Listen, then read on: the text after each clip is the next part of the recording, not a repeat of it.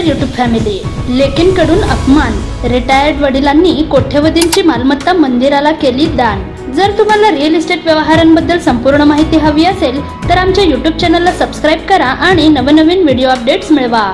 Subscribe करा आणि तुमच्या रिअल इस्टेट नॉलेज मध्ये भर घाला. लष्करातून निवृत्त झालेल्या वडिलांचा मुलींनी अपमान केला. ज्या मुलींना जन्म दिला, लहानाचं मोठं केलं, त्यांनीच केलेला अपमान सहन न झाल्यानं वडिलांनी त्यांची कोट्यवधींची संपत्ती एका मंदिराला दान दिली.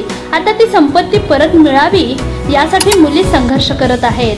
तमिळनाडूच्या तिरुवन्नामलाई जिल्ह्यात ही घटना घडली आहे. एस विजयन हे निवृत्त झाले आहेत.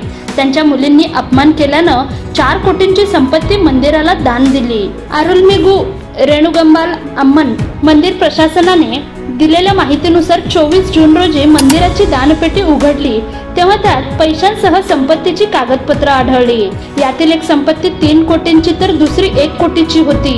यासोबत एक पत्रही होतं. विजयन यांनी या पत्रात स्पष्ट लिहिलं होतं की स्वेच्छेनं मी ही मालमत्ता मंदिराला दान देत आहे. विजयन हे अर्नीजवळ केशवपुरम इथं राहतात. ते रेणुगंबाल अम्मनचे निस्सिम भक्त आहेत. मंदिरातील अधिकाऱ्यांनी चौकशी केली असता अशी माहिती समोर आली की गेल्या 10 वर्षांपासून ते एकटेच राहतात. पत्नीचा त्यांच्याशी वाद होता तर मुलींकडून मालमत्तेसाठी दबाव टाकला जात होता. दैनंदिन गरजांवरून त्यांचा अपमान केला जात होता. विजयन म्हणाले की माझ्या मुलांनी मला माझ्या खर्चावरूनही ऐकवलं.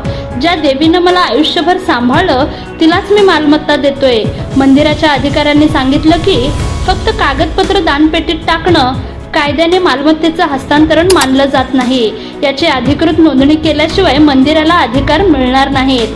सध्या ही कागदपत्र मंदिराच्या ताब्यात असून सुरक्षित आहेत. वरिष्ठ अधिकारी यावर निर्णय घेतील. मंदिरातील अधिकाऱ्यांनी सांगितलं की दान केलेल्या मालमत्तांपैकी 10 सेंट जमीन मंदिराजवळ आहे तर एका घराची किंमत 4 कोटी इतकी आहे.